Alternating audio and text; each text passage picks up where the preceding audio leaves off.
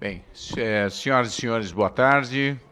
Quero aqui pedir desculpas, nós estamos num dia bastante atípico aqui, então teve alguns atrasos. O nosso presidente da comissão, deputado Félix Mendonça, que foi o autor, inclusive, do requerimento, ele está chegando, então ele me pediu para que eu pudesse dar início, para que não houvesse um atraso tão significativo da nossa audiência pública. E eu, então, declaro aberta essa reunião de audiência pública da Comissão de Desenvolvimento Econômico, que tem como objetivo debater a importância da cadeia produtiva de GNV e o seu impacto no desenvolvimento econômico brasileiro. A realização dessa reunião decorre da aprovação dos requerimentos número 49 e 54 de 2023, da autoria do deputado Félix Mendonça. Informo que a audiência está sendo transmitida pela página da Câmara dos Deputados e pelo YouTube no canal oficial da Câmara. Nós teremos como composição dessa audiência, a quem eu já agradeço antecipadamente pela importante participação e presença, nós teremos como convidados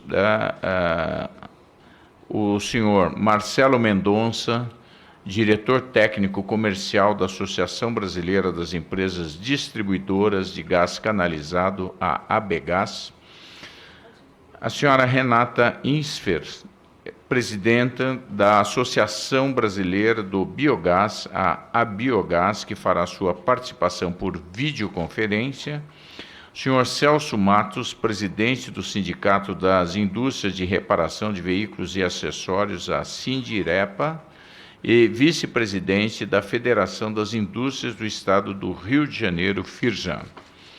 Senhor Adriano Nogueira, presidente do Sindicato do Comércio Varejista de Combustíveis, Lubrificantes e Lojas de Conveniência no Estado do Rio de Janeiro, o Sindestado do Rio de Janeiro.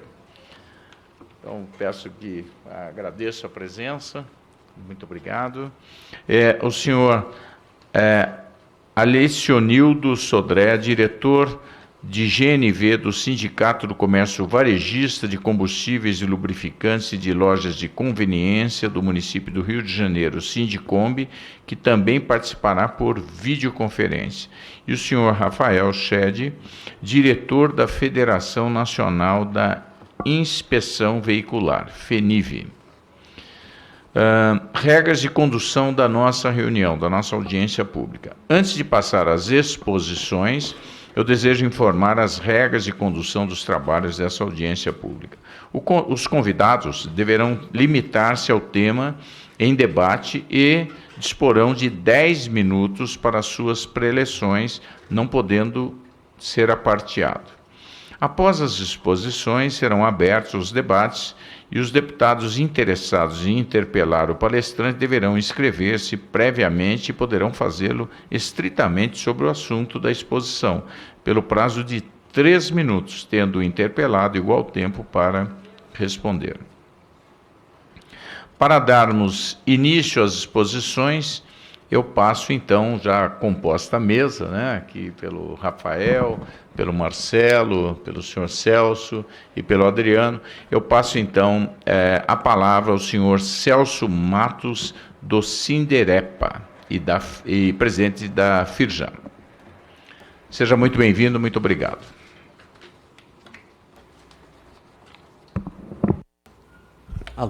Pronto. Bom, você quer um microfone? Antes, eu acho que é melhor. Não, ou então posso chegar aqui, acho que aqui já a gente resolveu. Antes de mais nada, eu queria agradecer ao deputado Vitor Lippe e ao deputado Félix Mendonça, que na verdade é originário que acolheu o requerimento do Sindirepa através da ética, que nos presta assessoria do escritório nosso aqui em Brasília, dada a importância do tema. Aos deputados que ainda vão chegar, eu acredito que o Marcelo Queiroz, presidente de Portugal, Áureo Ribeiro, ao meu amigo presidente do Sindestado, Adriano, o Marcelo da ABGás, o Rafael da FENIV, ao Alecinildo, lá do Sindicombi, que está online, e a Renata Isfer, a presidente da Biogás, a Biogás. Eu tenho uma apresentação, presidente, mas eu tenho um agradecimento ao deputado Félix Mendonça pela PL 11.211, que acatou o nosso parecer técnico sobre a exploração de produtos de produção de petróleo em áreas de pré-sal e apensou cinco processos num movimento significativo atendendo ao nosso pleito, da nossa agenda legislativa. E aí eu queria também ressaltar aqui a importância do movimento sindical. É um trabalho sério, feito com respeito e responsabilidade. E aqui estão sindicatos que realmente estão trabalhando pelo setor, pela legalidade principalmente, contra os ilícitos. E aqui estávamos falando um pouquinho sobre a questão da internet, a quantidade de vendas de peças utilizadas, usadas hoje que a gente encontra, e é um trabalho que a gente tem que mais à frente seguir. Tivemos também agradecer aos deputados, e a gente teve a presença também do senador Portinho na sexta-feira passada, num evento na Casa Firjan, que contou com mais de 320 empresários, recorde de pessoas dentro da Casa Firjan, e a gente fez homenagem aos parlamentares que lá estavam. Falar também da importância, nobre deputado, que tem o GNV na sociedade. A gente tem no Rio de Janeiro, no Brasil, mais de 2.300.000 usuários de GNV. E quem são os usuários de GNV? O usuário de GNV é o João que perdeu o emprego e se tornou um motorista de aplicativo, porque ele precisa manter a família dele com os alimentos dentro de casa. Então o GNV, ele é um combustível social, e eu sempre tenho usado isso nas minhas falas. O GNV, ele é um combustível que gera renda, que gera emprego, e ele não é um combustível do futuro, ele é um combustível do presente. Por isso que a gente tem que ter um olhar diferenciado para o GNV. Eu acho que o gás natural ele tem a sua importância, e eu vou pedir para pôr a apresentação, agora sim, a gente segue na apresentação. Ainda respeitando o meu tempo, a gente vai falar um pouquinho do mercado de GNV no Brasil, deputado.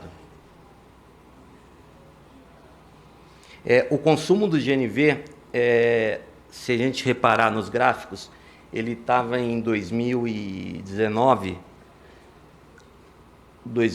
entre 2019 e 2020, na verdade 2020, você tinha ali 7 milhões de metros, um pouquinho mais que 7 milhões de metros cúbicos dia de GNV que eram comercializados. Hoje em dia você tem uma queda de 15% do GNV, e essa queda se deu muito, deputado, pela questão não sei se o senhor lembra, na época da eleição para presidente, que aí, infelizmente, o Bolsonaro achou que poderia fazer tudo e baixou um decreto, uma canetada, reduzindo o ICMS do etanol e da gasolina. Não que ele estivesse errado, mas ele tinha que ter lembrado que existe o GNV também. E aí você tirou um pouquinho da competitividade desse importante combustível. E aí eu acho que os gráficos mostram que você tem aí um aumento da gasolina, que é um combustível que polui muito mais, e o aumento do diesel. Pode passar, por favor? As conversões, o Rio de Janeiro ele apresenta 67% das instalações de kit, Minas Gerais vem com 7%, Minas Gerais, São Paulo, Espírito Santo. Estados de Bahia, Pernambuco representam 13%, sendo que esses estados, Bahia, Pernambuco, são estados que vêm crescendo a quantidade de disponibilidade de gás, e não só também como as conversões. Vem crescendo e poderia crescer num número muito maior, só que eles vêm crescendo de uma forma tímida, comparando ao passado, mas você tem uma disponibilidade, principalmente uma competitividade, e aí eu vou falar na terra do deputado Félix, na Bahia, que você vai ter um combustível mais, acredito que mais à frente, um combustível de GNV um pouco mais barato do que ele é hoje. Pode passar essa tela?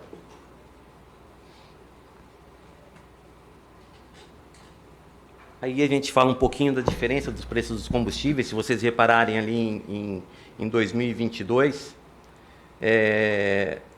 o GNV ele perdeu a sua competitividade, porque você pega ali em julho de 2022, ele tinha uma competitividade interessante e o preço dele vem subindo com a queda do preço da gasolina e do etanol, e o impacto sobre o GNV acaba sendo muito maior.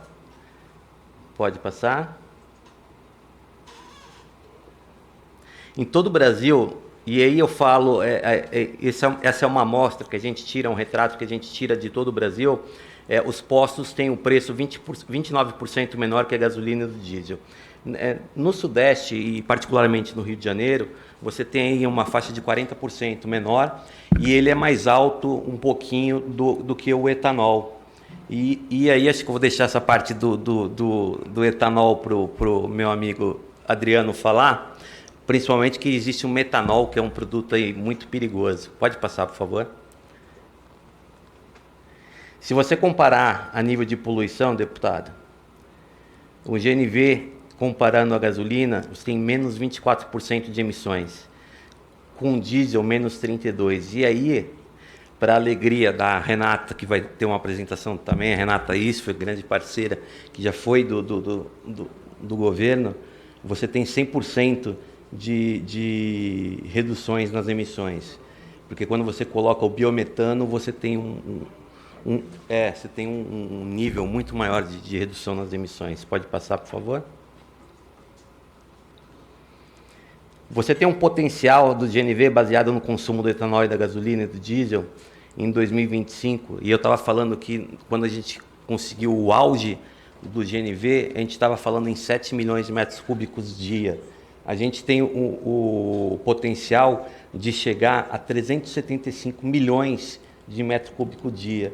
Ou seja, imagina transformando isso no impacto de poluição, o quanto que a gente estaria trazendo de redução dos níveis ambientais. Hoje, atualmente, é quanto? 5,5 milhões hoje. E a gente pode saltar para 375 milhões de metros cúbicos com pequenas ações que o governo pode nos ajudar. Pode passar, por favor? Eu sou presidente também do Comitê Nacional do GNV, que abrange essas instituições, Firjan, Senai, Unip, a Abegás, o Sindirepa, a Biogás, Sindestado, a CGNV, FENIV, Sindirepa, estão todos aí. Pode passar, por favor? E ali, deputado, a gente está fazendo amanhã, a gente tem no Rio de Janeiro uma reunião, o meu amigo Adriano vai participar, o Rafael também participa, não sei se o Marcelo, talvez o Marcelo também participe dessa reunião.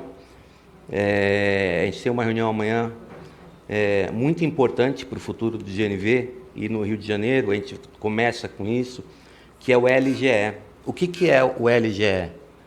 Eu vou pedir 2 minutinhos a mais. Sim. Posso, presidente? O LGE, ele traz o preço, assim como é nos Estados Unidos, sobre a eficiência energética do combustível, porque o preço que o consumidor vê hoje na bomba não é o preço que de fato ele está pagando. Porque você tem uma eficiência energética do GNV muito maior que do etanol e 40% sobre a gasolina. Então a gente tem uma reunião amanhã que provavelmente a gente quer virar o ano com isso já, se Deus quiser, implementado, meu amigo Adriano, lá no Rio de Janeiro, porque a gente chega aí no mercado, no Brasil inteiro com essa informação. Para você ter uma ideia da diferença, o preço do GNV que está hoje 4,8 na bomba, ele representa para o consumidor 3,8. Mas o consumidor não sabe que é 3,8. E aí ele vai abastecer na gasolina ou no etanol que é 3,90, 3,4 e pouquinho. Mas é porque ele está sendo levado ao engano. Essa é uma experiência não, já é regra nos Estados Unidos, então a gente não está inventando nada, a gente só está copiando e vem assinalado e vem balizada pela própria Abegás, que participou dos estudos junto com a gente, vem com acreditação séria em cima desse estudo. Pode passar? E aí, para você ter uma ideia do que representa o LGE, O LGE, quando você transforma o preço do gás, ele traz realmente, de fato, qual que é o valor na bomba. A linha amarela ali, você vê que ele acaba sendo menor. Então, o consumidor vai ter, de fato, essa percepção. Ele vai saber o que realmente ele vai abastecer. Se você botasse a equivalência... Isso, eficiência energética. Então, assim, são ações, assim que eu falo, são pequenas, trazem resultado e melhor. O governo não vai pôr a mão no bolso para isso. É só esclarecer da forma correta como que é a precificação. Pode passar? Eu acho que essa é a última tela. E aí é o modelinho que a gente vai apresentar para que os postos utilizem. Pode passar. E aí finalizo. E deputado, e assim, quando a gente fala que não vai pôr a mão no bolso, eu acho que o Rafael vai vir com alguns pleitos e a gente apoia também sobre a questão do PIS e CONFINS. Eu vou deixar para o Rafael fale um pouquinho sobre isso. E agradeço ao pessoal ali que está aqui do GNV, que veio aqui para nos escutar, o pessoal que está online, vieram de carro no final de ano, vieram para cá e são pessoas que precisam realmente do GNV. A geração de emprego, deputado, chega a quase 6 milhões, se você pegar na cadeia produtiva como um todo. 6 milhões. Se você pegar direto e indireto, são 6 milhões que gera de emprego. É uma cadeia realmente que precisa de ajuda. É micro e pequena empresa na veia que está trabalhando e eles estão realmente sufocados. E fica a nossa angústia em não conseguir ajudá-los no tempo que ele precisa. Quero agradecer, deputado Vitor Lipe, pelo espaço. E essa foi minha apresentação.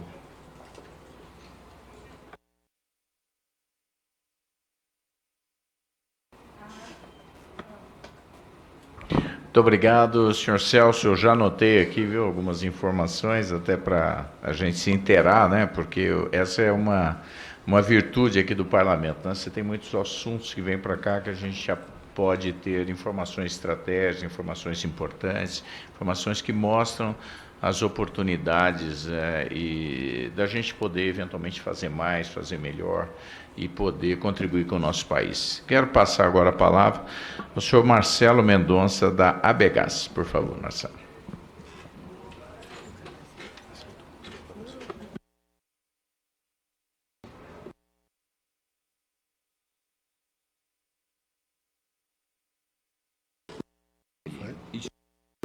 Foi aqui, agora foi. Boa tarde. Eu vou fazer a apresentação aqui da mesa mesmo, tá? Pois não. Agradecer a participação do deputado Vitor Lipe. Acho que é muito importante. O gás natural e o GNV ele deveria estar mais presente na pauta, né? Então, o Brasil ele tem um potencial imenso, inaproveitado, né? Então, a gente não aproveita essa característica do país, né? Eu vou falar aqui em alguns números, mas o Brasil, na sua demanda convencional, é em torno de 40 milhões de metros cúbicos dia. O Brasil reinjeta para os poços cerca de 70 milhões de metros cúbicos dia. Então, o Brasil reinjeta, produz e volta para os poços uma quantidade maior do que consome, né? E importa gás, né? Tanto via GNL ou gás da Bolívia.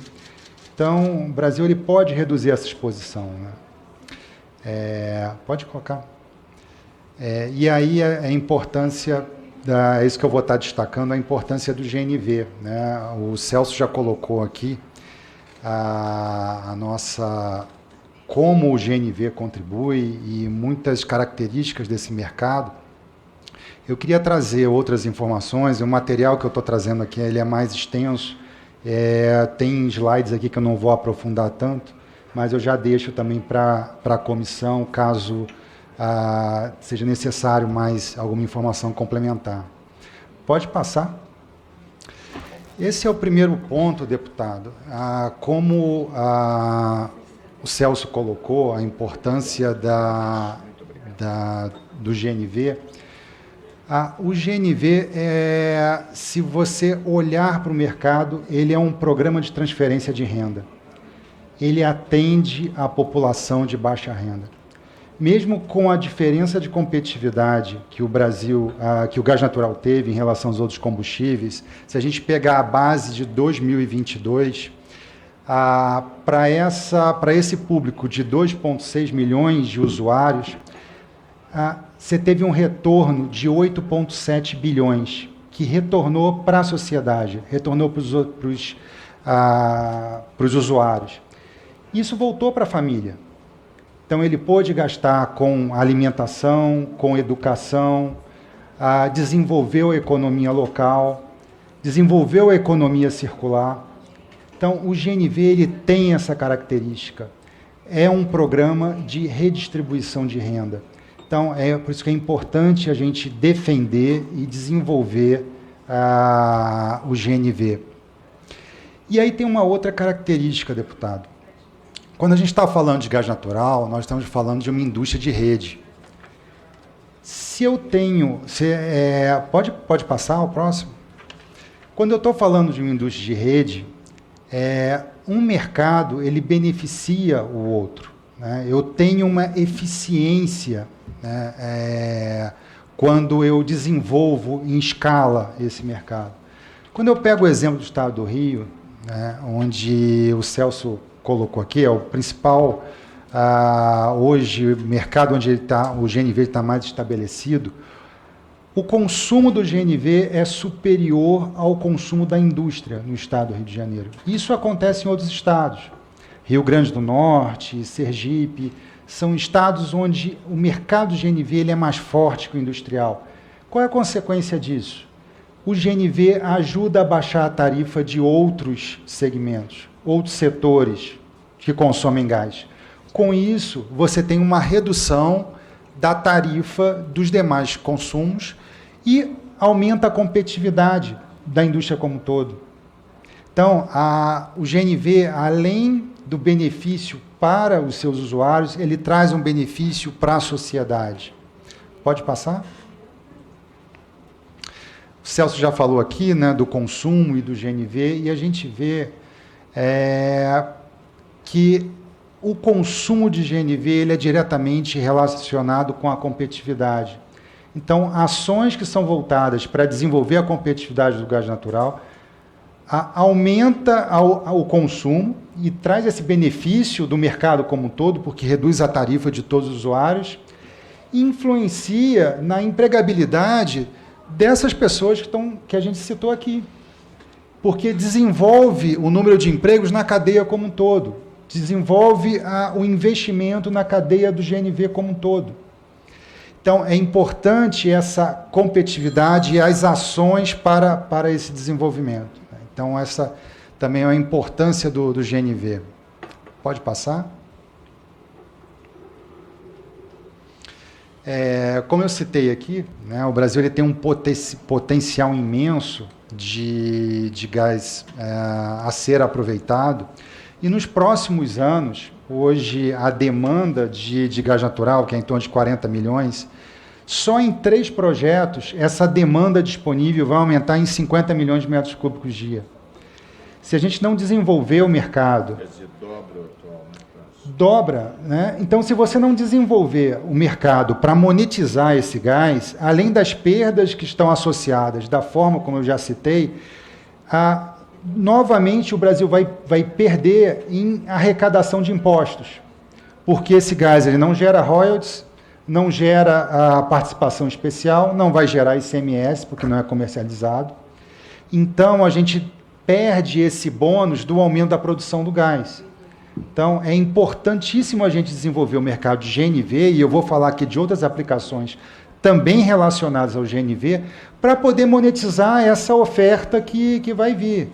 Eu não vou gastar muito também o meu tempo para falar do biometano, porque a Renata Isfer vai falar aqui também, mas é um outro potencial que a gente vai desenvolver, e essa sinergia do gás natural e do biometano vai permitir a redução das emissões e a redução da pegada de carbono. ajuda o Brasil a cumprir as metas estabelecidas na COP28.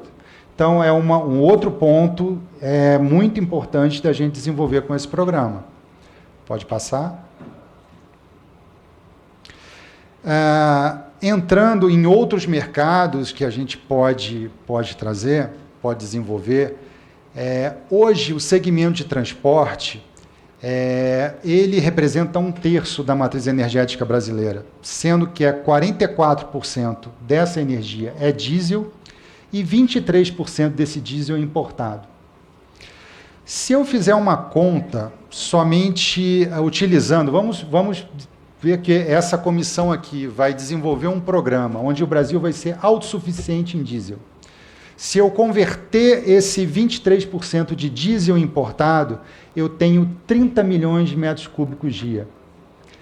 30 milhões de metros cúbicos dia ainda é menor do que o potencial de gás que o Brasil tem para desenvolver só naqueles 3 projetos. Então, nós temos gás e temos mercado para desenvolver. E a gente tem esse ganho da redução das emissões. Em uma outra, aqui a gente pode reduzir as emissões de CO2, mas uma outra característica que tem muito a ver com a saúde e locacional, que é a redução de particulado. O gás natural ele também pode reduzir em 80%, 85% o material particulado, que tem uma influência direta nas doenças pulmonares. Então, é uma campanha também de reduzir os custos com a saúde. Então, é uma importância do desenvolvimento também do gás natural na substituição de combustíveis mais poluentes. Pode passar? Então, aqui eu já falei também da importância, né? Então, só na substituição do diesel, desses 30 milhões de metros cúbicos que poderiam entrar na substituição do diesel, tem uma redução na pegada de carbono de 11,5 milhões de toneladas de CO2 ao ano, e se eu substituir com biometano, eu chego a 46 milhões de toneladas. Então, o programa ele atende também na redução da pegada de carbono. Pode seguir? Então, entrando com tá, eu também vou usar os dois minutos também, tá? Então, seguindo também esse mercado, né, que a gente tem de veículos pesados, que é para a substituição do diesel, então nós vemos aqui os Estados Unidos, por exemplo, a gente não está inventando, esse mercado ele existe, o mercado de veículos pesados. Nos Estados Unidos são 190 mil veículos circulando, na Europa 475 mil, na China já tem mais aí de 120 mil, no Brasil chegou a 1.000 veículos circulando. Agora tem uma característica, deputado, que eu queria chamar a atenção. Nos Estados Unidos, nós temos 190 mil circulando para 950 postos. O Brasil já tem 1.700 postos instalados, que atendem nesse mercado de veículos leves. Então, o programa de veículos pesados no Brasil não partiria do zero. Ele já partiria de uma infraestrutura inicial de 1.700 postos. Então, a gente, com um programa estabelecido, ele poderia estar desenvolvendo rapidamente e atingindo essas metas estabelecidas rapidamente, diferente de outros combustíveis, comparativamente com o elétrico ou com o hidrogênio, que é muito importante a gente desenvolver, mas o gás natural é o combustível do presente. A gente não precisa esperar o futuro e a tecnologia está disponível com a produção local. Pode seguir, eu vou falar também da tecnologia que está aqui. Com produção local, nós temos os veículos da Scania e da Iveco, são produzidos no Brasil. A MWM está com essa tecnologia também de substituição. Então, as tecnologias estão disponíveis para serem implementadas. Então, a gente não precisa desenvolver grandes investimentos tecnológicos para atingir essas metas. Precisa apenas uma ajuda dos deputados para esse aumento de conscientização, para aumento de programas, para a gente aumentar rapidamente a utilização do GNV em veículos leves e em veículos pesados. Pode seguir? E aí, assim, quando a gente fala de veículos pesados, a gente fala de 2 programas, né, porque a gente tem a substituição em ônibus e a substituição em caminhões. Quando a gente fala em caminhões, a gente também dos corredores logísticos, né? É um programa que a gente fez esse levantamento mapeando as principais rodovias do Brasil. Cerca desses 1.700 postos que o Brasil já possui, 23% estão nas principais rodovias.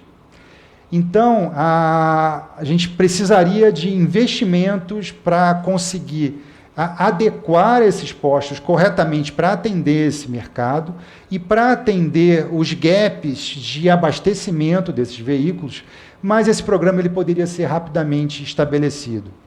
Pode passar? E aí eu entro nesse mapeamento, foi feito um mapa de calor dessas rodovias, mostrando o fluxo rodoviário e de que forma a gente poderia atender. Esse estudo ele está pronto, a gente já entregou ao Ministério de Minas e Energia, a gente já apresentou junto com o programa Gás para Empregar. Então, a gente pode estabelecer esse programa rapidamente, e a gente capitanear isso dentro da Comissão de Viação e Transporte é um caminho para a gente encurtar essa utilização e desenvolver rapidamente esse programa. Pode seguir? E aí eu trago algumas medidas que a gente poderia estar estabelecendo, já para fechar minha apresentação, mas de que forma a gente poderia incentivar e desenvolver esses programas, né? Então, a gente já falei aqui das vantagens, mas que medidas a gente poderia ter? Apoio aos corredores logísticos. Então, a gente já tem o PL do deputado Hugo Leal, que já está tramitando e poderia ser apoiado pela Casa para a gente conseguir estabelecer e um apoio desse endereçamento dentro do combustível do futuro. Então, são programas que a gente poderia desenvolver rapidamente. Linhas de créditos especiais aos bancos públicos, federais e BNDES. Ora, a gente vê programas para o veículo elétrico e que acaba esquecendo o veículo a gás. E o veículo a gás ele pode ter um resultado até superior ao veículo elétrico, né? Um veículo elétrico custa 3 vezes mais do que um veículo a diesel. Quando eu entro com um veículo a gás, eu posso estar aumentando o número de veículos, porque ele é cerca de 20% maior do que o veículo a diesel, mas ele é muito mais barato que o veículo elétrico. Então, eu também posso estar desenvolvendo rapidamente e tendo um resultado muito mais positivo do que comparado com o elétrico. Medidas de incentivo por meio dos impostos federais, PIS e COFINS, que também vai ser trabalhado aqui. Dentro de programas, dentro do Estado, medidas para incentivar os valores do IPVA, equilibrar a alíquota de CMS, inclusão do gás natural e biometano nas novas licitações de transporte. Então, isso é importantíssimo, porque hoje, quando se discute os programas municipais, a gente fala do Net Zero e acaba esquecendo o gás. E a gente lembrar que o gás natural ele pode estar presente.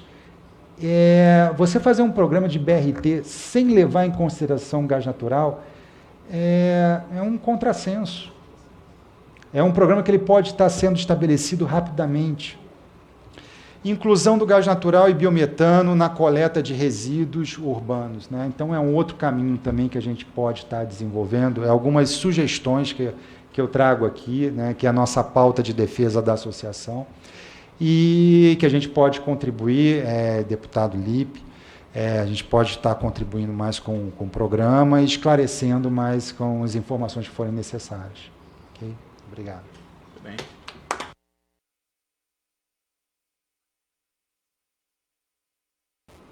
Obrigado, Marcelo. Agradeço aí a sua valiosa contribuição e passo agora a palavra para a Renata, tá tudo bem? Para a senhora Renata entrar? É. Renata, tudo bem? Nos ouvindo aqui? Vamos testar aí? Tá bom? Vamos acompanhar aqui mesmo, aqui na minha tela. Tudo bem, Renata? Boa tarde. Seja bem-vinda aí, obrigado pela sua participação. E passo a palavra para a senhora Renata Isfia, que é da Biogás. Por favor. Primeiro, queria agradecer essa oportunidade de estar aqui nessa audiência pública, essa participação e ouvir a sociedade e os agentes é sempre muito importante. Especialmente aí ao deputado Félix Mendonça Júnior por ter chamado essa reunião. Eu tenho uma apresentação, eu quero só por aqui. Só um pouquinho.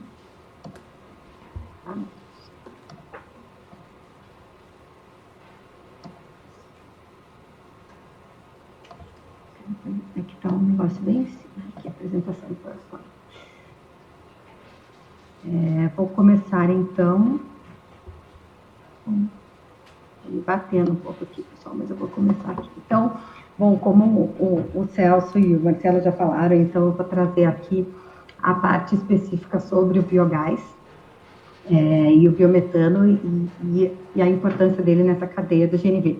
Tem alguns assuntos também que eu vou passar rápido aqui, né? Tem bastante apresentação, mas eu vou tentar me ater aí aos nossos 10 minutos.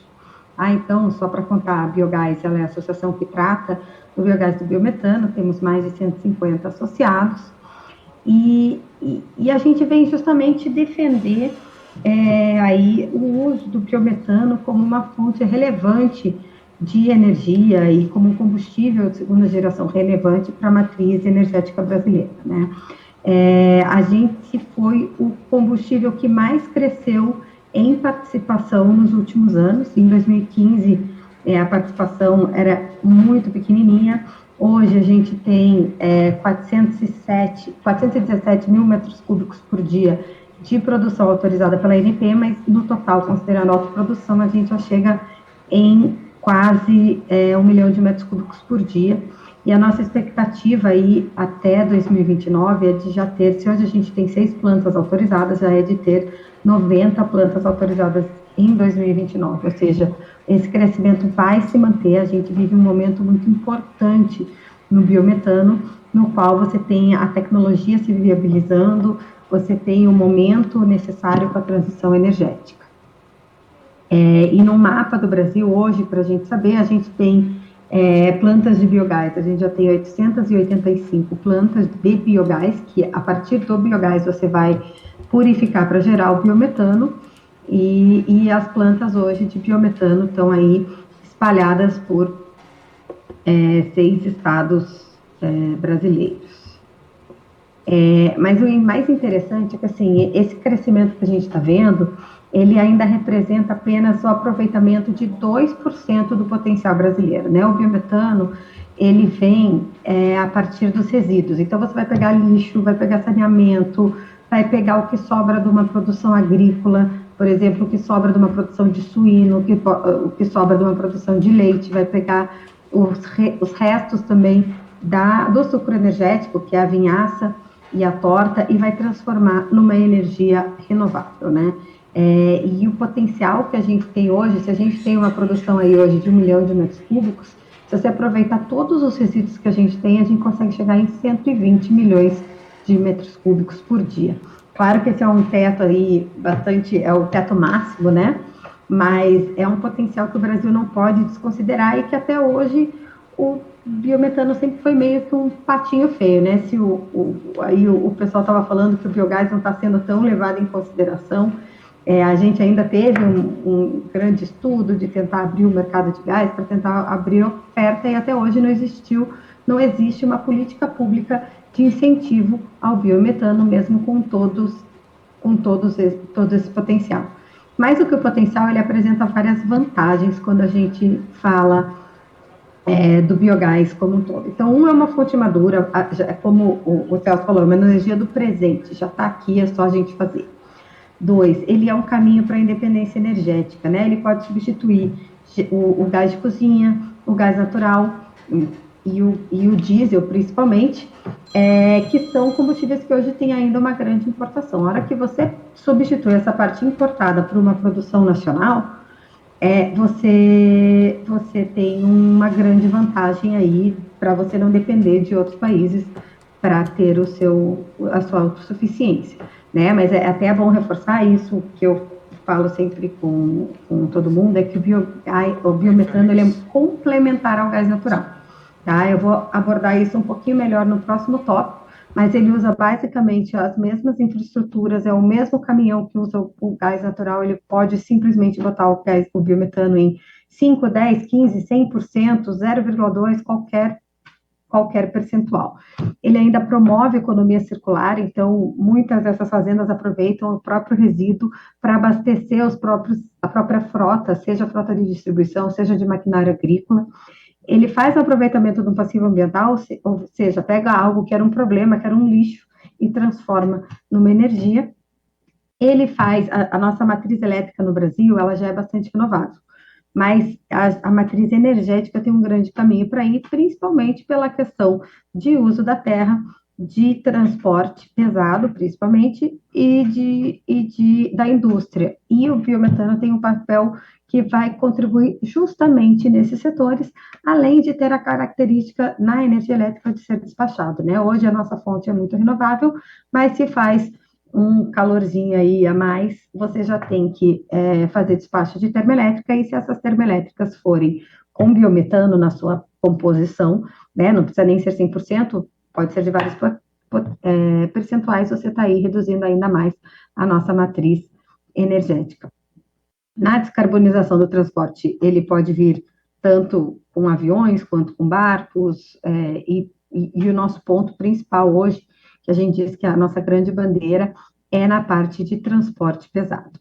E por que ele é tão positivo quando você olha em termos de renovabilidade, né? Quando você olha o ciclo de vida do biometano. Então, os biocombustíveis, no geral, eles aproveitam, assim, eles fazem uma absorção de gás carbono ou de metano, no caso do biometano, no início da cadeia, e ao final, quando você usa e emite, você vai emitir o gás carbônico, que é 20 vezes menos prejudicial. O metano é muito mais prejudicial do que o gás carbônico, e isso funciona, inclusive, para o gás de aterro, que já libera naturalmente o metano. Então, na soma de todo o ciclo de vida, as emissões são zero ou negativas, dependendo da fonte que você olha. E daí, quando você compara com os outros combustíveis que existem hoje, principalmente com o diesel, se você substituir a frota diesel por uma frota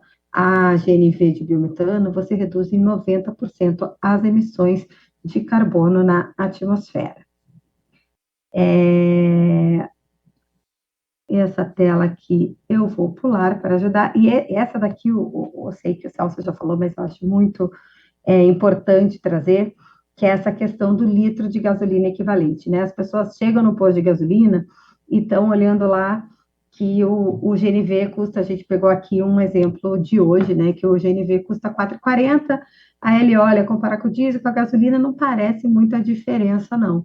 Só que se você transformar no poder energético disso, ele, na verdade, estaria a R$ 3,32, ou seja, ele é muito barato. Então, as pessoas não têm essa noção. Quando vão abastecer, eles acham que estão comparando coisas iguais. Quando, olha, se o preço da gasolina está 3, o outro está 4, o outro está 5, eles estão achando que é aquela comparação que tem que fazer. Mas, na verdade, não é. Na verdade, quando você olha, você tem que olhar quanto que vai gerar de energia para o carro andar. E quando você olha assim, o GNV, ele é muito mais benéfico, né? Além de ter uma redução da pegada de carbono já no próprio gás natural, ele faz uma grande redução da pegada de carbono, e se você comparar, então, com o biometano, a redução é ainda maior. Aqui a gente também não está falando de nenhuma novidade, né? Já tem várias empresas que estão utilizando biometano nas suas frotas, e nessa tela aqui eu não vou ficar falando de nenhuma, mas eu deixo à disposição aí para que todo mundo tenha acesso a essas frotas que tem feito, Isso daqui o Marcelo já falou, que são as montadoras de veículos pesados que já podem utilizar o biometano, que são exatamente as mesmas do gás natural.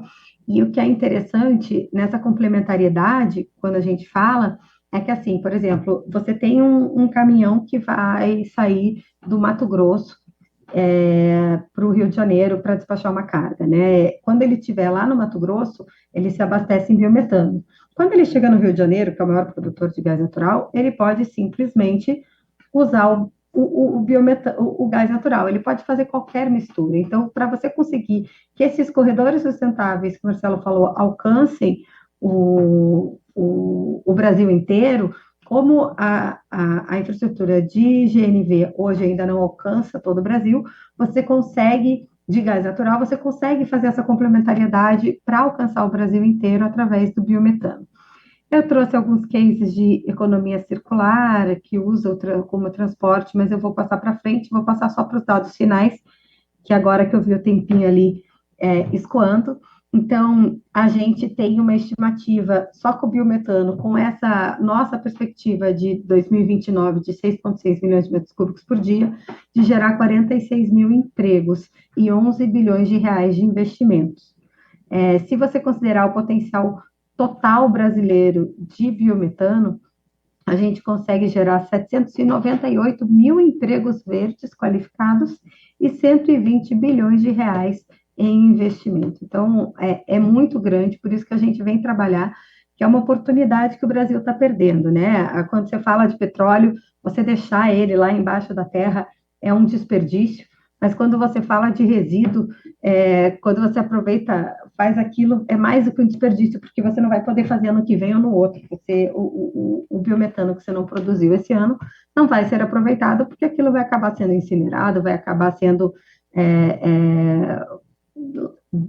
jogado fora de alguma outra forma, né? Então, é muito importante. Hoje, por que a gente não chega nesse grande potencial? Porque a gente tem alguns gargalos que são muito relevantes, né? O primeiro é a necessidade de infraestrutura, né? A infraestrutura de gás natural, ela foi pensando no gás natural, obviamente, né? Que é basicamente vindo da costa ou vindo do gasbol, mas você tem o potencial todo de biometano vindo do interior, ele está perto da demanda, mas ele precisa escoar de alguma forma, não ter essa infraestrutura, então isso precisa ser construído, né? O segundo ponto é que hoje ainda não há uma valorização do atributo renovável, hoje a gente compete para e passo com os combustíveis fósseis, então é importante a gente dar esse valor, afinal a gente precisa fazer a transição energética, a gente precisa reverter as mudanças climáticas. Então, você precificar esse atributo positivo, essa externalidade positiva é muito importante. E são necessários também aprimoramentos regulatórios, porque hoje acho que é a única fonte renovável que não tem um plano nacional para o seu estímulo, né?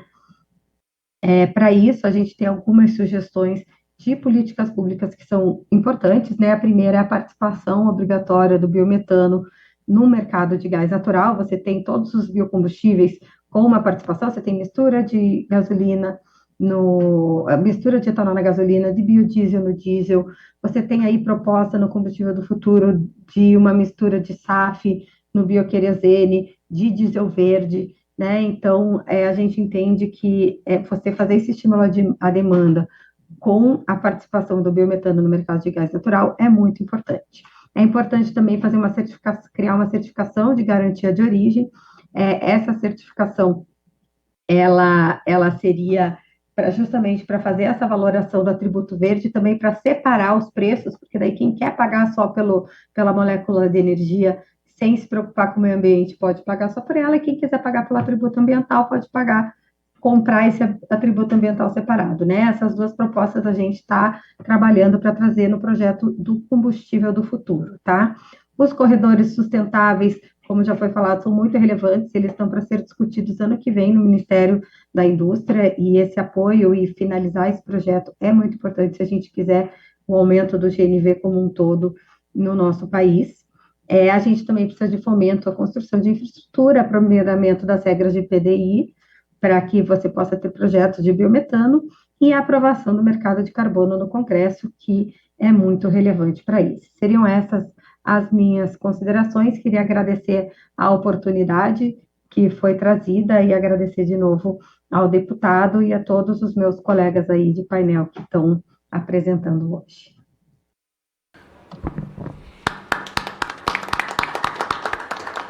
Obrigado, Renata, pela sua ótima apresentação. Eu gostaria de chamar agora aqui o nosso presidente da comissão e autor do requerimento, nosso deputado Félix, para que ele possa, inclusive, assumir a coordenação dos trabalhos e me coloco à disposição de vocês também, porque os dados são muito interessantes e valem realmente uma boa análise dessa casa. Obrigado.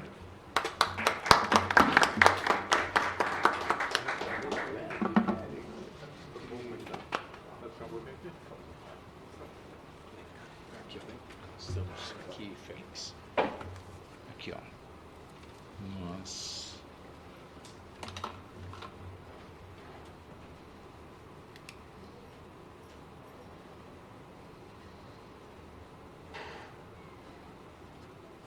Félix, agora vamos passar esses dois, Adriano, o Alício e o Rafael. Faltam 3 e aí concluímos para as perguntas. Aqui a pergunta. Opa, pronto.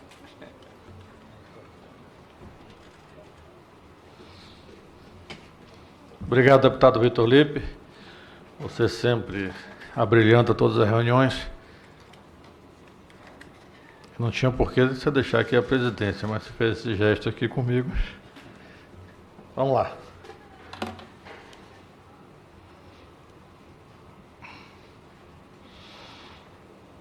Depois da fala da doutora Renata, que vale até, viu, Vitor, a gente botar um projetinho para que os postos tenham a obrigação de botar o custo pela eficiência energética. Isso aí já vai valer um projetinho aqui da comissão, não é?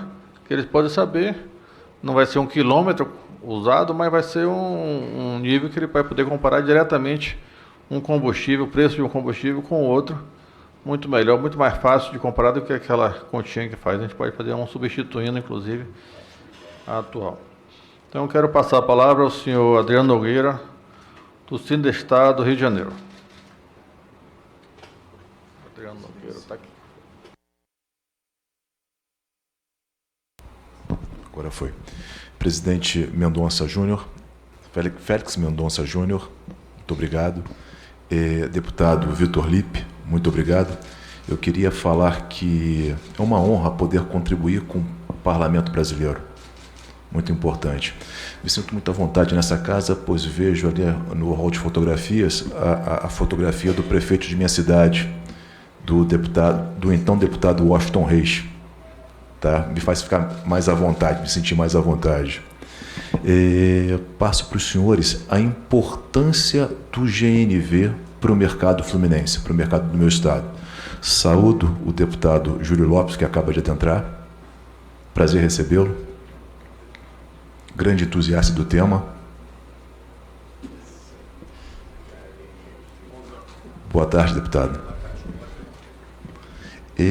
Muito se fala hoje de eletrificação.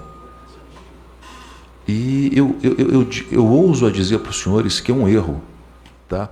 A eletrificação ela não traz necessariamente a descarbonização. Se a gente quer salvar o planeta, se a gente quer um futuro melhor, a gente tem que pensar em descarbonização. E o combustível mais adequado nesses termos, hoje para o nosso país, sem dúvida nenhuma, é o GNV.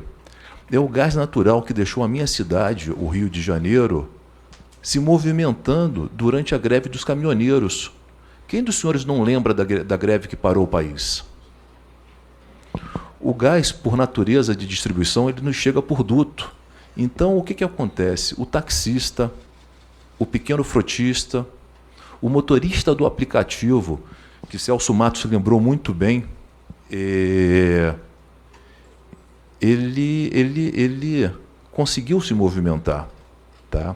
Importante a gente frisar que quem utiliza o GNV hoje no meu estado, né, eu sendo representante dos revendedores, dos donos de postos do estado do Rio de Janeiro, quem utiliza o GNV hoje, muitas vezes, é o desalentado. É a pessoa que, por crise econômica, perdeu o emprego, ele pega o seu fundo de garantia, vai a uma oficina, de preferência uma oficina regular, é o que a gente pede sempre pela ética, tá, e pela segurança, e faz a conversão. Quando ele faz a conversão, ele começa a rodar como motorista de aplicativo, né? Não me cabe fazer propaganda das empresas, mas ele consegue trazer dignidade para sua família. Ele consegue tirar um salário honrado. Então, tudo isso me faz ser um entusiasta desse combustível. A forma como ele é entregue, para vender combustível, eu preciso de um caminhão que saia de uma base distribuidora e que venha trazer esse combustível para os meus tanques reservatórios. O GNV não precisa, você não polui desde a base. Tá? O GNV não falta, não existe queda, como existe na energia. Dificilmente você vai ter quebra de produto. Então, eu digo para os senhores que, como foi lembrado aqui, é um produto que tem que ser muito bem visto pelo parlamento, é um produto que ele realmente salva o usuário de qualquer crise. Tá? É um combustível que emprega, existe uma indústria, tá, que faz isso com muita dignidade, que faz a transformação com muita dignidade, que gera emprego e renda para a população do nosso estado. E essas são as minhas contribuições. Torço muito pela evolução desse programa. Muito obrigado a todos os senhores.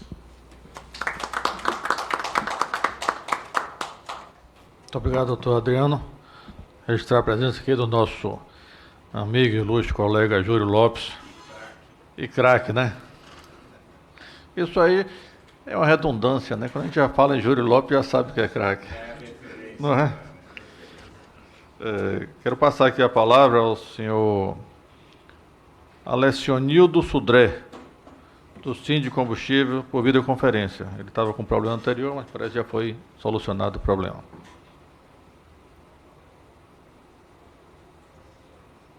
Será que eu estou correto?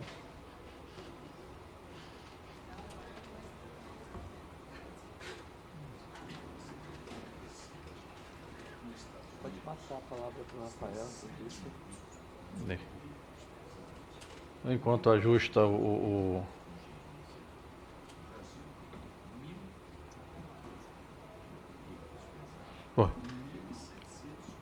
Estamos aqui aguardando, doutor. Olha, entrou aí agora.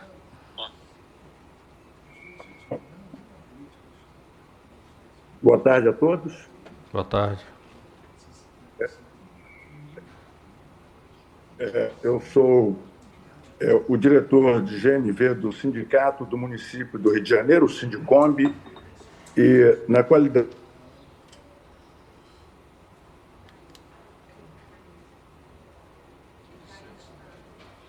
Parece que a ligação está tendo algum problema, doutor. Vamos aguardar um pouquinho, eu vou passar para o próximo palestrante, para a gente ver se retorna. Talvez seja um problema do horário mesmo. Então, eu vou passar a palavra para o senhor Rafael Shed, da FENIV. Palavra, doutor Rafael. Boa tarde a todos. Primeiramente, agradecer o convite, deputado Félix Mendonça Júnior, também os nossos deputados Vitor Lipe e Júlio Lopes. Agradecer ao Celso também por estar sempre presente. Os nossos amigos já colocaram diversas questões, principalmente do ponto de vista ambiental, do ponto de vista econômico, o poder que ele tem de transformar as vidas das pessoas, o poder empregatício que ele tem. E eu queria contribuir trazendo apenas alguns dados, que é muito importante para a gente elucidar o potencial que a gente tem a nível Brasil do GNV. Hoje a gente tem cerca de 2.600.000 veículos GNV no Brasil, sendo que 1.700.000 estão no Rio. Ou seja, mais de 60% da frota hoje é do estado do Rio de Janeiro. Isso, como carioca, me dá um orgulho muito grande da gente ter esse programa. Mais de 60%. Isso dá um orgulho, né, para a gente, o Rio de Janeiro, uma coisa aí que ele está na frente, ele realmente saiu na vanguarda e pilota muito bem.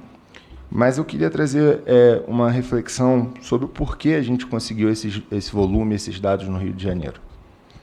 Primeira coisa, a gente tem como ponto principal a questão do desconto do PVA. A gente sempre, como os próprios amigos aqui mencionaram sempre sobre o veículo elétrico, o incentivo que tem ao veículo elétrico, no Rio de Janeiro, o IPVA do veículo híbrido, por exemplo, é a mesma alíquota de um veículo a GNV, que é de 1,5%. Isso depois de um aumento, que essa alíquota do GNV já foi 1%. Então, a gente tinha 75% de desconto do IPVA, e mesmo com o aumento que a gente teve, hoje a gente tem 62,5% de desconto no IPVA. Isso tudo é pela questão ambiental e também pela questão da geração de rendas. Já foi exposto aqui para todo mundo o volume de empregos gerados, e a gente teve um grande aumento na frota, até no anuário do Sindirap vocês vão poder ver do volume de GNV, principalmente devido à questão da crise que a gente teve no meado da década passada, com o advento dos veículos de aplicativo, onde a gente teve um grande volume de instalações, um aumento da frota. Então é nítido o poder transformador que o GNV tem, principalmente sobre as pessoas que perderam seu emprego, principalmente sobre a classe mais baixa. Se você analisar o volume de veículos, circulação dele, tudo pelo nosso estado, vocês vão reparar que ele se dá em geral pela Baixada Fluminense, pela Zona Oeste do Rio, pela Zona Norte. Na Zona Sul, a gente está mais restrito, por exemplo, aos veículos de aplicativo e taxista, porque realmente é um combustível de quem se desloca, é o combustível do trabalhador, é o combustível do trabalhador que usa o carro diariamente, além do trabalhador que utiliza como fonte de renda. Então, é muito importante, deputado Vitor Lippe, deputado Félix Mendonça Júnior, entender esse impacto, até para a gente tentar levar para outros estados esse tipo de política a nível estadual, que a gente tem, por exemplo, do IPVA. A gente teve como, por exemplo, onde teve um grande aumento da frota recentemente, aqui no Centro-Oeste, o estado do Mato Grosso, que implementou um programa similar, a gente observou o mesmo fomento. E isso é fundamental a gente tentar levar para o resto do Brasil. Além dessa questão do IPVA, a gente sempre teve uma diferença no preço do combustível diretamente.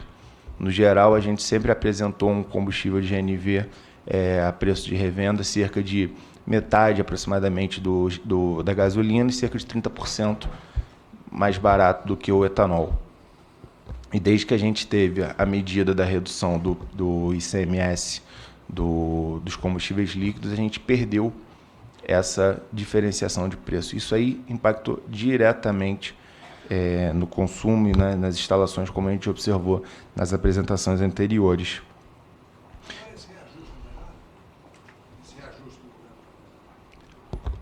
A princípio, não, Celso, você quer falar sobre o tema? A princípio, a gente ainda não conseguiu enxergar essa melhora. Uma das questões até que a gente queria trazer foi que ano passado a gente conseguiu zerar o PIS/COFINS. Não sei se você recorda, através de medida provisória, foram duas medidas diferentes. Isso aí dá um impacto de cerca de 20 centavos no combustível, ou seja, a gente está falando de mais ou menos 5%. Então, no momento que a gente está buscando novamente recompor essa paridade de preços para manter competitividade, esse é um exemplo também de medida que a gente pode estudar a viabilidade. É uma luta realmente muito importante que a gente tem hoje, tentar buscar modos da gente conseguir retornar com essa paridade da diferença de preço, onde a gasolina fica mais ou menos 50% do GNV e o álcool 30% abaixo. O último ponto que eu queria destacar até como foi exposta a questão dos corredores para pesados.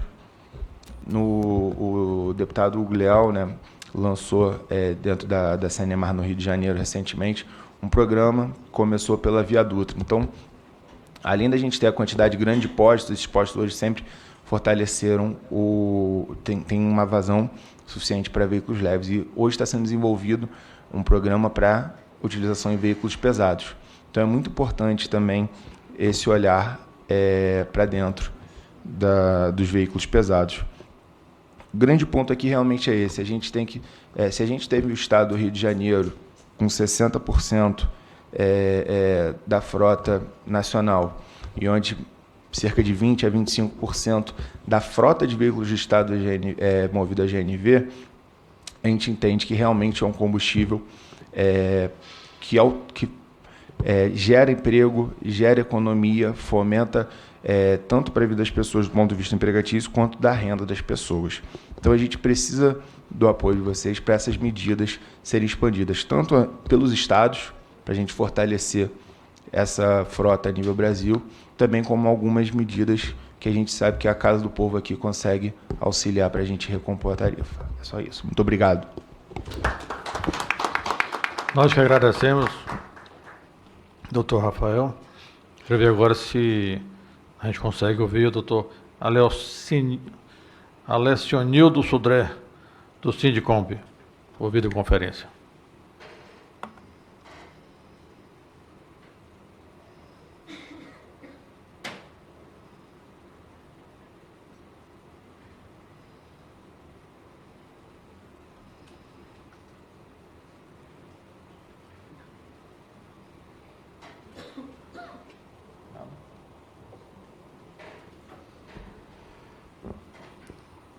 Nossa.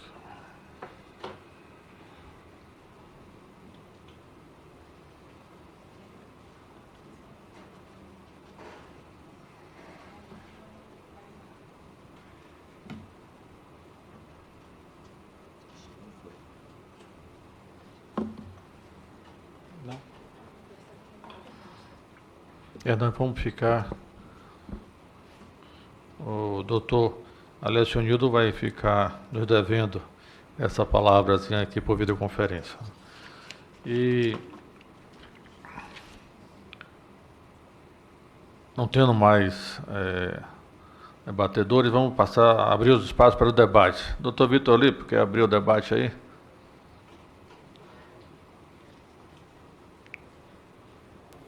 Bem, presidente Félix Mendonça, quero cumprimentá-lo pela oportunidade da audiência pública.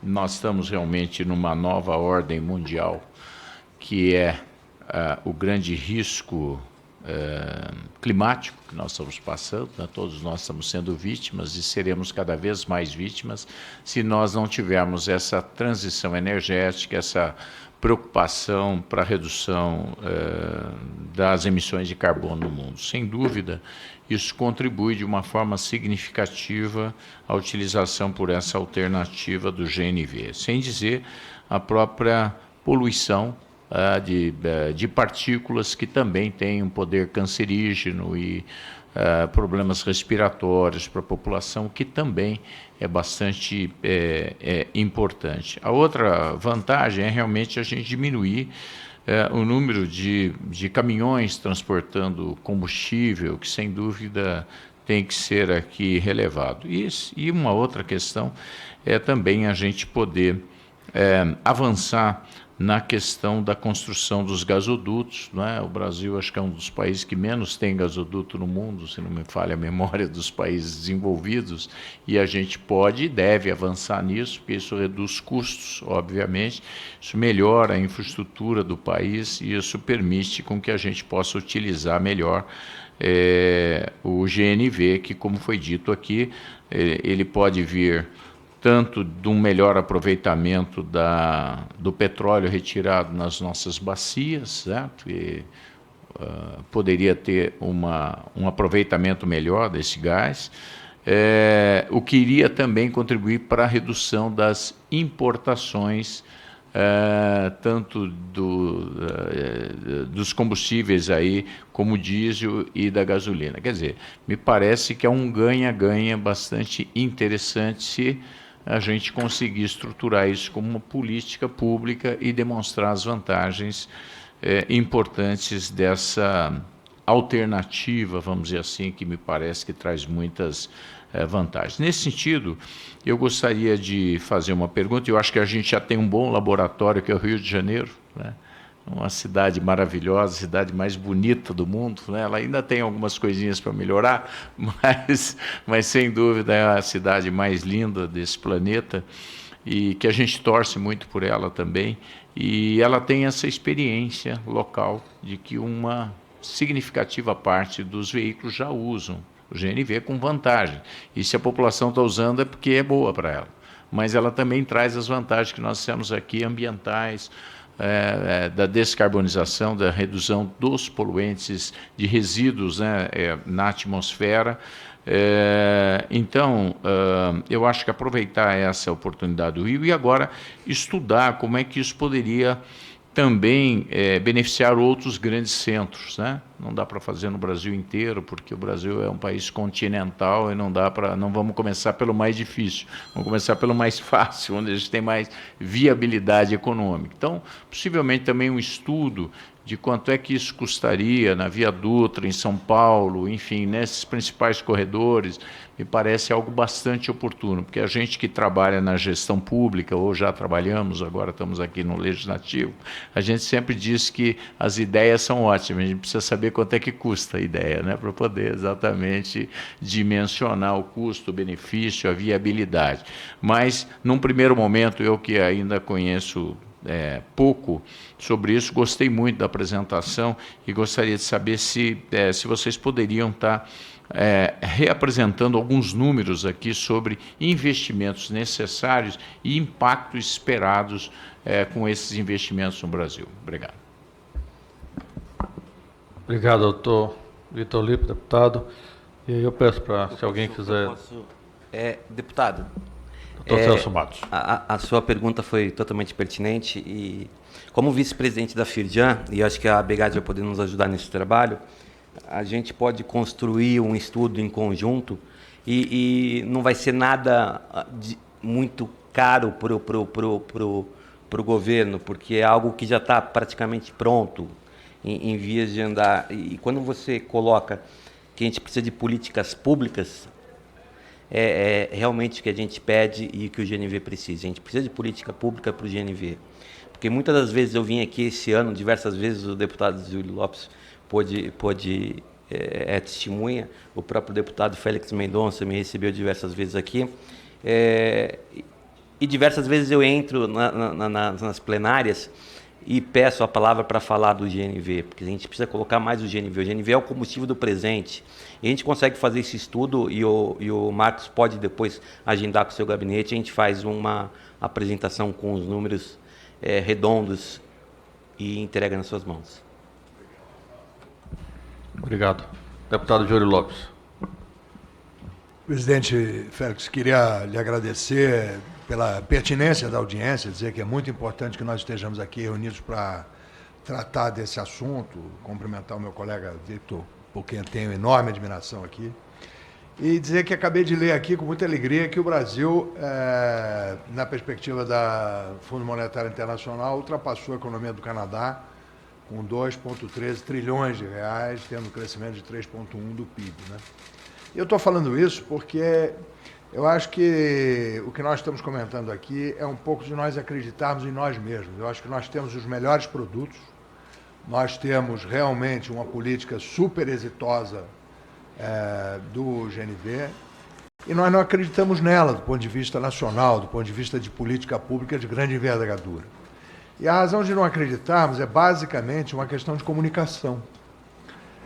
Eu toda vez já tive a oportunidade de falar isso 1000 vezes, quer dizer, a gente fica aqui discutindo hidrogênio, que é fantástico, mas é fantástico para a Alemanha, que não tem gás. É fantástico para eles, porque eles não têm gás, tem que importar todo o gás da Rússia, e nós não é o nosso caso. Nós temos um gás absolutamente abundante, barato, E gás esse que não sofre os investimentos, nem recebe os investimentos necessários. A gente tem, inclusive, agora, na divisa do Rio com São Paulo, alguns poços que produzem um gás praticamente sem carbono.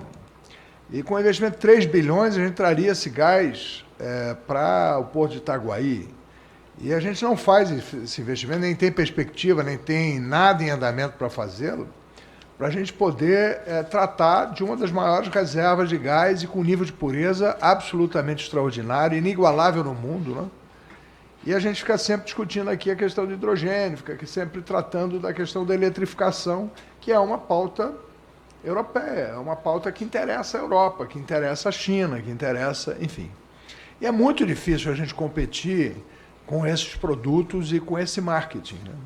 A gente vê hoje, né, agora mesmo de tarde, eu recebi uma mensagem de um carro elétrico desse, maravilhosamente desenhado pela China, entrando dentro d'água e fazendo um passeio dentro d'água. Você recebeu isso? Quer dizer, aquilo é extraordinário. Não há um consumidor que não veja aqui, ainda mais do jeito que a gente tem enchente no Brasil e no Rio, em todo lugar, o carro que é a prova de enchente, porra. E é elétrico. Mas aquilo tudo ali, no fundo, né, Celso, é marketing puro, porque a gente nem precisa daquilo, nem é aquilo a grande demanda, nem é isso que vai impactar o consumidor, mas aquilo é comunicação, tanto assim que nós estamos falando disso, né? E eu acho que o grande desafio, Vitor, Félix, todos, é nós concebemos uma forma de comunicar o que nós temos de vantagem competitiva já instalada, né? O Vitor estava me mostrando aqui, a gente tem menos de 1.000 carros pesados, com 1.700 postos. Estados Unidos, ao contrário, ele me mostrava aqui na publicação, quer dizer, ao inverso a regra, né? Eles têm milhares de carros pesados para menos de 1.000 postos. Então, é uma questão de nós conseguirmos ter uma comunicação.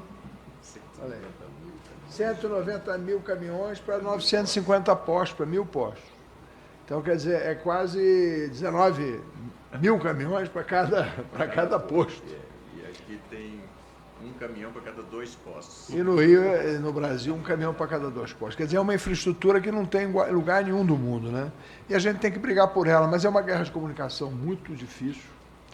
E eu quero me colocar mais uma vez à sua disposição, à disposição de todos aqui, para que a gente faça essa guerra, que é uma guerra de comunicação. Eu acho que é importantíssimo convencer o governo, convencer o presidente Lula, a estrutura de comunicação do governo, que o grande avanço do Brasil é acreditar mais nas suas próprias potencialidades. O Proálcool, que é algo também extraordinário, né, precisa ser incentivado, precisa ser levado adiante, precisa ter também mais investimento do governo, o próprio biodiesel, enfim, todas as políticas que o Brasil criou e implementou até aqui, mas aquela que tem mais infraestrutura já instalada e que tem, como diz o Celso com muita propriedade, que é o combustível de agora, é o GNV. Então vamos tratar disso com a urgência que merece, com a dedicação que merece e se Deus quiser, em 24 nós vamos avançar mais. Muito obrigado. Obrigado, deputado Júlio Lopes. E com fé em Deus, o Brasil para o ano já passa a Itália, né? É isso aí. O próximo é a Itália, não? É Itália. É Itália? E por pouco, viu? A projeção. Tomara a Deus, né? É por pouquinho. A gente tem que estar entre os 5, pelo menos, né? No mínimo. Né? O Brasil não pode. Por isso nós não podemos deixar a tributária mais 9 anos. É isso aí. É isso aí. Vamos lá. 3, 4, vamos embora. E antes dos palestrantes responderem, eu queria fazer um questionamento, não sei quem vai responder. Por exemplo, na Bahia, há um tempo atrás, teve um grande programa de movimento para transformar os carros em carros utilizando GNV. Custava R$4.000 um kit e valia muito a pena. Então, de repente, esse programa recua. Aí, de repente, você volta um programa. Então, eu vejo que a instabilidade em usar o GNV causou um atraso muito grande no consumo do próprio GNV. Então você estava num avanço muito grande, de repente para, como aqui no Brasil, né? Você começa um Proálcool, estimula, daqui a pouco para o estímulo, e a gente não tem uma política constante nesse sentido. E também a gente vê agora um estímulo muito grande aos carros elétricos, aos veículos elétricos, né? O que a gente pode fazer aqui, por exemplo, na Câmara Federal, para equiparar os benefícios, pelo menos equiparar os benefícios dos carros elétricos aos carros e os veículos, eu falo só o carro não, porque tem os caminhões, aos veículos de GNV. O que é que a gente pode fazer aqui para que não tenha maiores benefícios para o elétrico do que o GNV, já que os benefícios são semelhantes ou até o GNV ultrapassa esse benefício do elétrico, né? Então eu quero deixar isso aí a palavra com vocês. Eu vou, deputado, tomar a liberdade de começar a falar, acho que todo mundo vai querer falar. Primeiro, colocar que, assim, o pessoal do Rio, acho que do Brasil, a gente está tendo uma onda de calor enorme, né? Acho que a nível nacional. Quem aqui não está com problema de falta de energia dentro da sua casa em algum tempo durante a semana, né? Todo mundo ligando o ar-condicionado, cai energia.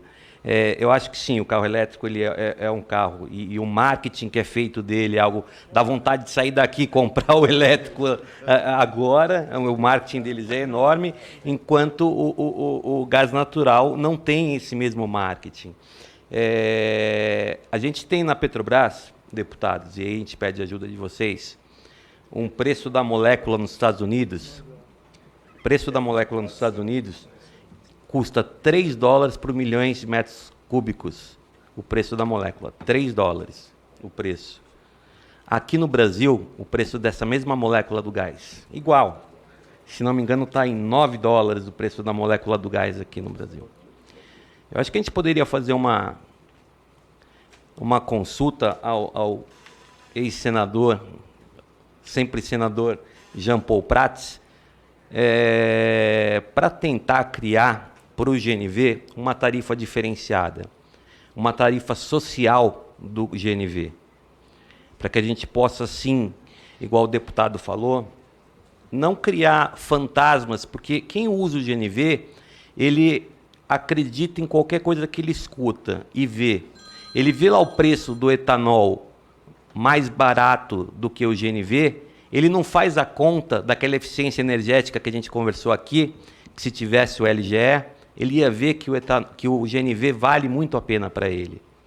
Então, eu acho que se a gente tiver esses dois passos, e não muito grande, que ele não faça o preço a 3, que não faça também a 9, a gente pode chegar num valor que dê eficiência, que mostre realmente, de fato, para o consumidor que o GNV ele sim, é um combustível importante, é o combustível do presente, é um combustível que gera emprego e renda.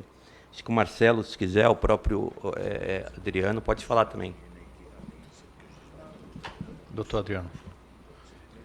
Nós pedimos também ao Parlamento Brasileiro atenção específica à competição.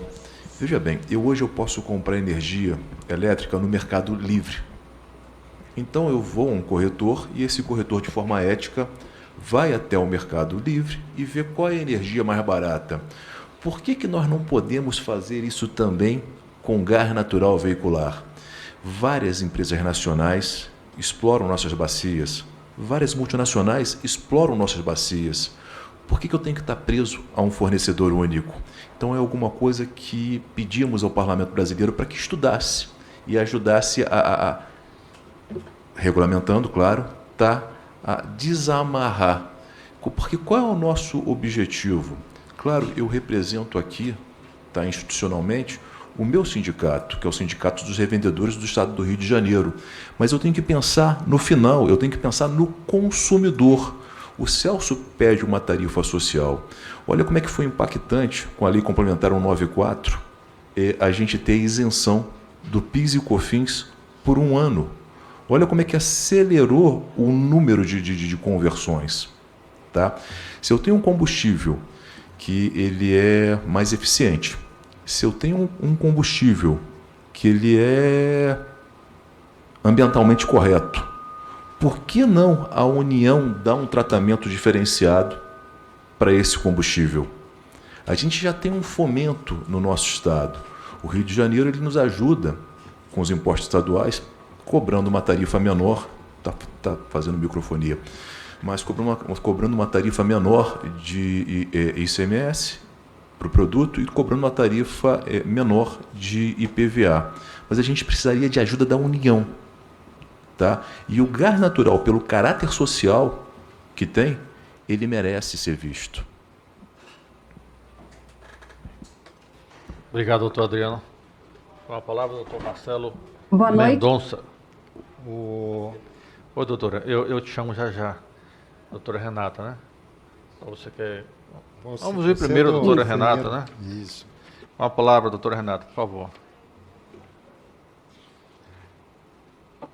Não, só para voltar aqui, eu gostaria de complementar, assim, que essa questão de que não pode abarcar o Brasil inteiro, o biometano pode vir para resolver isso. A gente consegue chegar nos lugares que hoje o gás natural não chega, porque o biometano ele é produzido no Brasil inteiro.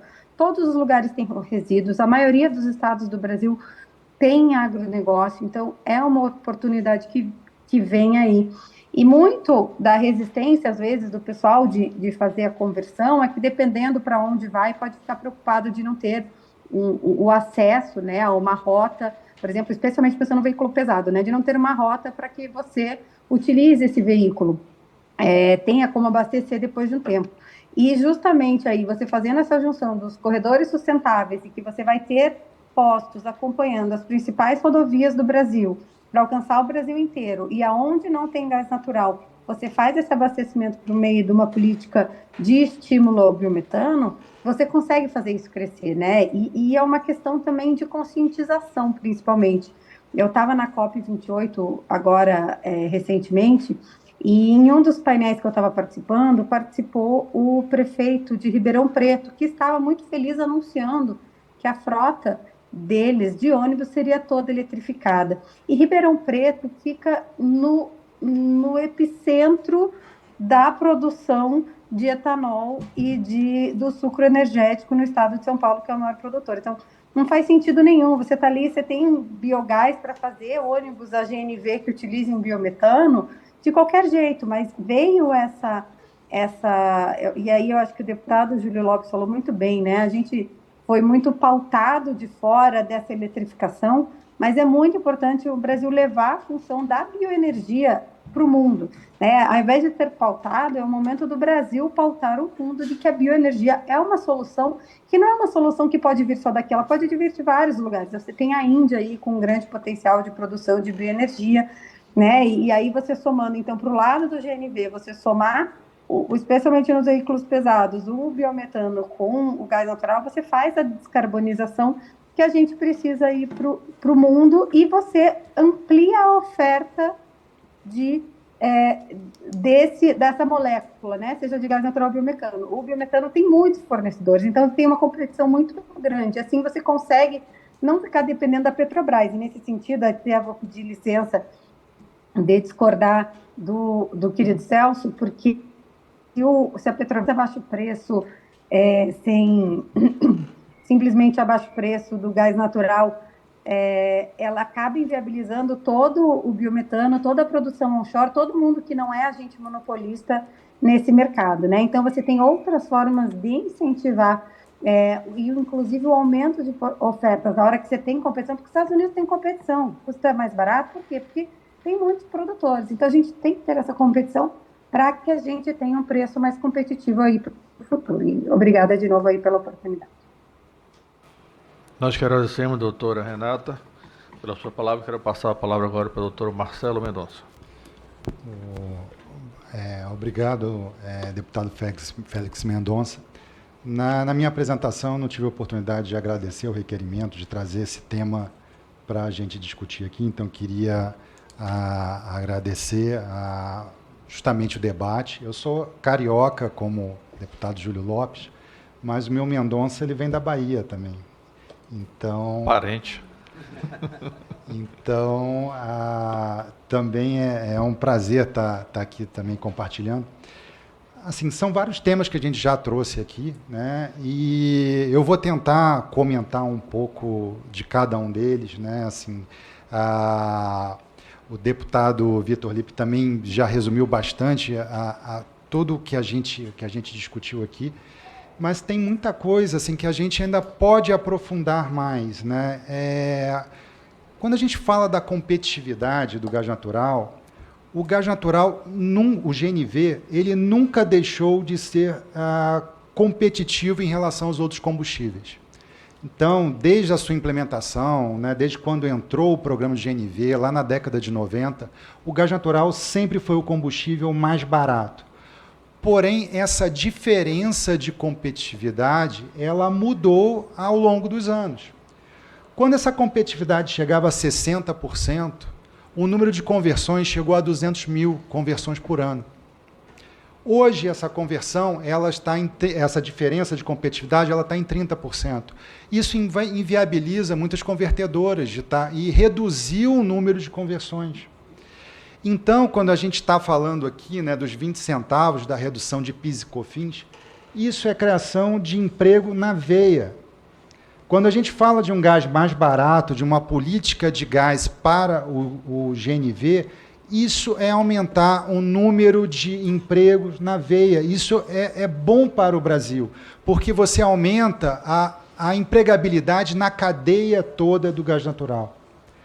Quando a gente diz dessa integração, falando um pouco agora da redução das emissões, da pegada de carbono, o biometano ele pode ser injetado nas redes de gás natural. Então, o gás ele continua a ser o veículo de distribuição para atingir os consumidores. No estado do Ceará, deputado, hoje 15% da oferta de gás do estado do Ceará ele é proveniente de um aterro sanitário. O gás natural no estado do Ceará já é 15% renovável. Então, as metas de descarbonização, se eu tiver um ônibus ou um caminhão abastecendo no estado do Ceará, ele já é superior à descarbonização, superior ao biodiesel. E aí eu concordo com o deputado Júlio Lopes, falta a gente massificar e explorar o marketing dessa utilização. Então, o gás natural do Ceará já é 15% renovável. A gente sabe, no estado da Bahia, a gente tem a BID instalada, então, que já tem a viabilidade de trazer um veículo nacional, um veículo elétrico nacional. Porém, você desenvolver essa indústria, essa conversão aqui, viabiliza que a gente transforme e que a gente consolide os empregos nacionais. A partir do momento que eu também possibilito a importação desses veículos e trazer os veículos elétricos para cá, eu desenvolvo, esses empregos são criados lá fora, não são criados aqui no Brasil. Quando a gente discute o milagre americano, o milagre do shale gas, que barateou o custo do gás americano, o milagre ele não está no desenvolvimento do shale gas, mas na sua utilização. Então, quando a gente apresentou aqui que 190 mil veículos pesados, 190 mil caminhões utilizam o gás natural veicular, isso permitiu que o frete industrial dos Estados Unidos ele fosse reduzido. Enquanto no Brasil, por condições artificiais, a gente reduziu os impostos para permitir que a gente mantesse a competitividade do frete brasileiro importando o diesel. Então, são questões de políticas públicas que podem ser trazidas, trazendo para que esse ganho, esse bônus do emprego, bônus da competitividade, possa trazer para o Brasil, possa vir aqui no Brasil. Né? A questão do mercado livre, o mercado livre ele já existe, já é permitido. A questão é que não existe molécula suficiente para atender o mercado. Então, é preciso desenvolver a oferta. E aí é um outro elo da cadeia que deve ser desenvolvido. Eu citei aqui, o Brasil hoje reinjeta 70 milhões de metros cúbicos dia, que é o dobro da demanda, praticamente o dobro da demanda brasileira. É o dobro da demanda industrial brasileira, que é em torno de 35 milhões de metros cúbicos dia. Então, desenvolver, permitir que esse gás que hoje está sendo reinjetado, ele chegue para a costa brasileira e atenda ao mercado, ele viabiliza todo o desenvolvimento dessa cadeia. Então, a gente precisa desenvolver a cadeia do gás natural, desenvolver os investimentos em rotas de escoamento, em processamento de gás, para que essa oferta chegue diversificada. E o Estado da Bahia, deputado, está hoje na frente também. Hoje já são mais de 10 ofertantes diferentes, né? É o Estado que tem maior diversidade na oferta, são mais de 15 ofertantes, 15 contratos diferentes, que permite essa diversificação. E mesmo assim, hoje tem a planta da Proxel que está fechada, porque não existe gás suficiente, gás competitivo suficiente. Então, a gente precisa incentivar o aumento da oferta e viabilizar novos investimentos para aumentar a expansão do gás natural, para que todos os mercados sejam estabelecidos. Brasília hoje não tem gás. Como é que o Distrito Federal, onde que a gente ainda não tem o gás natural, não tem a condição de você usar o gás natural? É preciso interiorizar o gás natural, criar infraestrutura, desenvolver esse meio, e aí pode vir, por essas novas aplicações, permitir que o gás ele esteja disponível para todos os brasileiros. Acho que a gente tem um papel aqui de universalizar o uso do gás natural em todas as suas aplicações. Muito obrigado, doutor Marcelo Mendonça. Quero passar a palavra para o doutor Rafael Shed. E nós vamos fazer um resumo dessa reunião, passar para todos os deputados da comissão, para que a gente possa debater. E vocês têm a sorte aqui de ter os 2 deputados, o Vitor Lippe e o Júlio Lopes, são os deputados mais preparados, não da comissão, mas da Câmara inteira, e que eu quero me juntar a eles para a gente poder fazer alguma coisa nesse sentido, que a gente possa melhorar o nosso Brasil, né? Com a palavra, doutor Rafael. Obrigado. Eu acho que aqui, diante do que a gente precisa fazer, a gente tem que dividir em 2 partes, o presente e o futuro. A gente está falando sempre em diversificação, diversidade, e dentro disso, a gente tem que entender algumas coisas. Primeiro, vamos falar a questão da Petrobras que o Celso levantou, é a questão que quando a gente fala em GN, no Rio de Janeiro, se a gente pegar consumo Rio e região metropolitana, o GN, 50%, me corrija se eu estiver errado, mas é cerca de 50% GNV. Desculpa, 60%, se a gente pegar Rio e região metropolitana, 60% GNV. Quando a gente já olha a nível nacional, o GN, ele não é GNV, ele é GN, ele no geral é indústria. Ele tem também a residência, obviamente, mas ele tem potencial indústria. Só que, quando a gente está falando de GNV, que é essa diferenciação, a gente está falando de uma questão social. A gente está falando de uma questão de uso das pessoas de baixa renda, a gente está falando de uma questão de fomentação de emprego, de fomentação de geração de renda. Quando a gente assiste um telejornal e a gente está falando sobre combustível, a gente, olhando São Paulo, Minas, outros centros, vão abordar um motorista, vão sempre falar o impacto do preço da gasolina. Porque a gente não tem hoje essa ampliação a nível nacional do uso do GNV.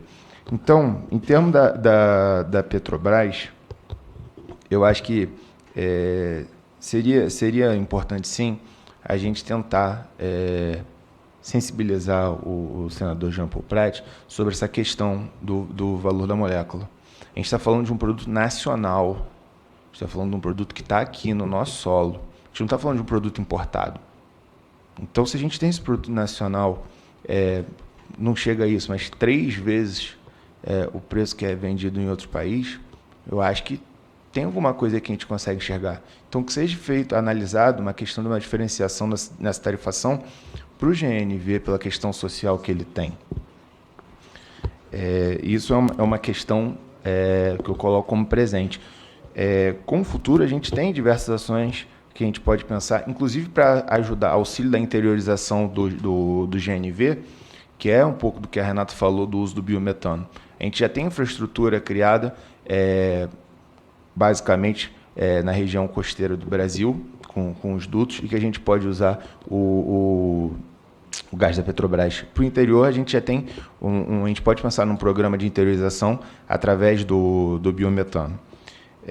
Além disso, hoje como eu já tinha comentado, né, 2 medidas aí que são importantes para a gente tentar a curto prazo obter uma equiparação de valores a questão da tributação. Então a gente teve, como a gente já falou, a redução do ICM no líquido que não ocorreu no GNV, e também para a gente tentar ganhar essa competitividade a questão do PIS/COFINS.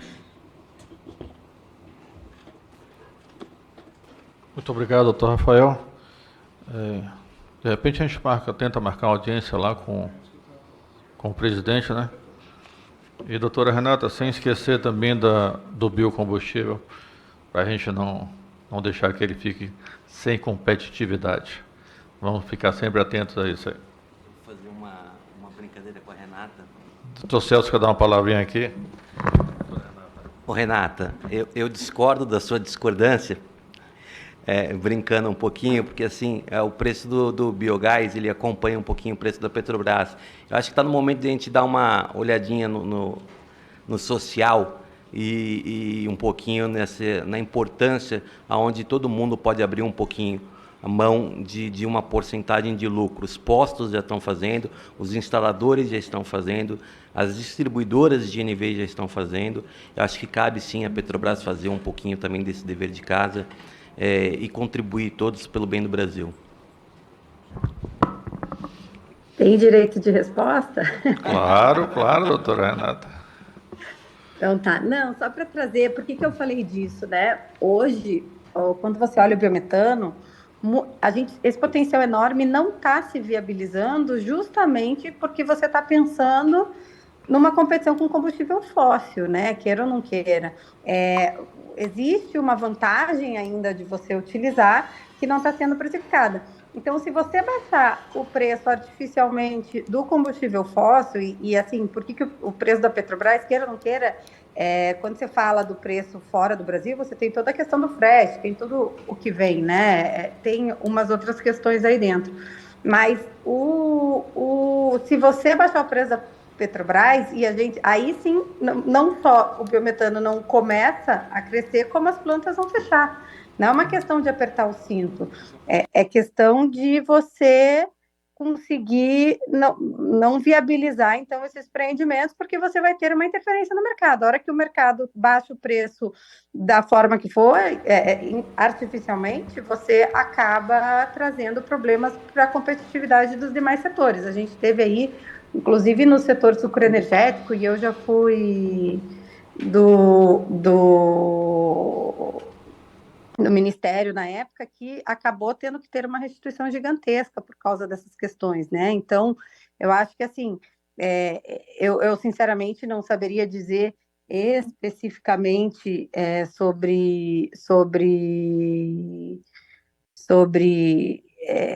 como que está o preço da Petrobras. Eu acho que se eles estiverem atuando acima, realmente tem que ser conversado, eles não podem estar além do que está, mas só para sempre tomar esse cuidado para também não ser algo artificial, para que seja algo dentro da razoabilidade do que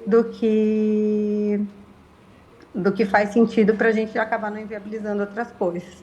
Mas assim, eu acho que a gente tem vários caminhos, outros que a gente pode utilizar para abaixar. Existem outras formas de incentivos, outros tributos, né? A gente teve incentivo para o diesel, não teve para o GNV, a gente não teve incentivo. Se você tiver outros incentivos para o biometano, para ele reduzir e alcançar o preço, você também vai conseguir, né? Então, eu acho que sim, é importante ter uma explicação para entender essa questão do preço, mas só para cuidar, para não ser algo artificial aí que acabe gerando uma disfunção. Doutora Renata, antes de passar a palavra aqui para o doutor Marcelo Mendonça, eu acho que você já fez a vacina. Já estamos todos vacinados aqui para que os benefícios do GNV não possam prejudicar o biocombustível. Está todo mundo aqui atento e ninguém vai esquecer das suas palavras aqui quando a gente estiver trabalhando sobre isso. Muito obrigado, doutora. Então, eu gostaria de saber se alguém quer mais falar nos debates ou passar para as considerações finais. Então, eu vou passar a palavra para o doutor Marcelo Mendonça, inclusive com suas considerações finais, e a gente aí passa para todos os debatedores. Tá ok, deputado, obrigado. Eu vou só aproveitar minhas considerações finais e me ater um pouco nesse debate, também que a gente, do gás natural do biometano, até porque essa conversa eu também já tive com a Renata, já tive com o Celso também, e aí eu fico muito à vontade também para comentar. A força do Brasil está nessa diversidade energética. O Brasil ele tem 50% da sua matriz energética é uma matriz renovável. 80% da matriz de geração de energia elétrica é uma geração renovável. E justamente é essa força da diversidade. Como eu falei aqui, a indústria de gás natural é uma indústria de rede. Ela precisa escala. Então, a gente não está aqui competindo por esse mercado existente, mas pela criação de um novo mercado. E ter um gás natural mais competitivo, como pediu o Celso, porque o gás hoje no Brasil ele tem preço de Europa, tem preço de Japão, sendo um país produtor. Então a gente precisa sim de um preço de gás natural mais competitivo, porque se a gente tiver a mesma competitividade atual, a gente não desenvolve o mercado. Então a gente precisa desenvolver sim, ter um gás natural mais competitivo, para que a planta da Proxel, da Bahia, de Sergipe, não feche. Para que a gente viabilize novas utilizações, como veículos pesados. E aí essa nova utilização vai permitir a entrada e a ancoragem do biometano. Então a conta é o contrário. Se eu pegar o exemplo da Suécia, a Suécia tem 100% da sua frota de ônibus que circula biometano. Só que ela começou 30 anos atrás com gás natural. Então, existe uma sinergia, não uma competição. Eu acho que a gente tem que mudar o mindset, tem que mudar o modelo mental para que a gente desenvolva o mercado. Eu acho que esse é o recado que eu queria trazer. E, deputado, tem no Nordeste se comenta muito, né, aquela questão do siri quando está no balde, né? E aí um tenta sair, aí vem o outro, puxa a perninha dele e não deixa, e acaba nenhum siri saindo da lata, né? Ninguém se salva. A gente está nessa discussão aqui. O mercado, a gente não vai disputar o mesmo mercado, o mercado tem que ser novo. A gente precisa desenvolver, substituir diesel, ter um programa para desenvolvimento de veículos pesados, ter um programa de atração de indústria, reduzir a importação e promover o desenvolvimento. A gente precisa sair do ciclo que a gente está e transformar todo o potencial energético que o Brasil tem em um ciclo virtuoso.